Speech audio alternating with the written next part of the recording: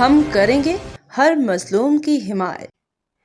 السلام علیکم، میں ہوں حورین فاطمہ اور آپ دیکھ رہے ہیں حمایتی نیوز HD چینل۔ نظر ڈالتے ہیں آج کی اہم خبروں پر۔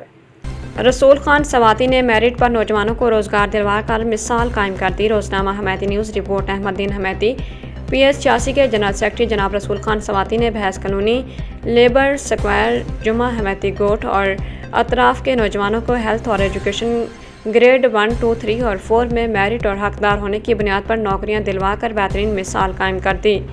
ان نوجوانوں میں شامل نام یہ ہیں: رحیم حمایتی، جہانگیر حمایتی، معین حمایتی، نادر حمایتی، جاوید ڈالانی، عاطف ہزاریوال، ملک قیصر، صادق حمایتی کا بیٹا، سجاول بھٹی، فیاض، عمران امروز، لکمیر جوکھیو، عدنان حمایتی، ابرار ابڑو، مسرور جتوئی، محمد صدیق حمایتی کا چاچا، زاد بھائی، راجہ بلال، راشد مری کا چھوٹا بھائی۔ یہ ہوتی ہے اصل لیڈرشپ۔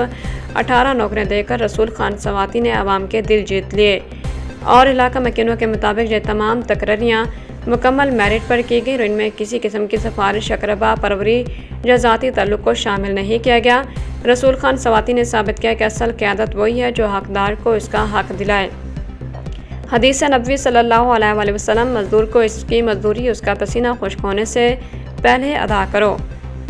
ابن ماجہ۔ یہ حدیث اس بات کی واضح رہنمائی کرتی ہے کہ اسلام میں حقدار کو اس کا حق دینا، انصاف کرنا اور روزگار کے موقع فراہم کرنا بہترین عمل ہے۔ عوام نے اور نوجوانوں کے والدین نے جناب رسول خان سواتی کے حق میں دعائیں کی کہ اللہ تعالیٰ آپ کو ہمیشہ خوش و آباد رکھے، آمین۔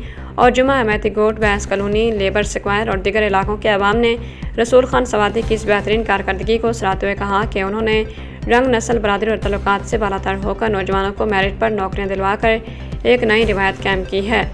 پھولوں کے ہار پہنائے اور خوشی کا اظہار کیا، رسول خان زندہ باد، پیپلز پارٹی زندہ باد کے نعرے لگائے اور اہل علاقہ نے رسول خان سواتی کا شکریہ ادا کرتے ہوئے کہا کہ ماضی میں نوجوانوں کو نظر انداز کیا جاتا رہا، مگر اب پہلی مرتبہ حقدار نوجوانوں کو ان کا جائز حق ملا ہے۔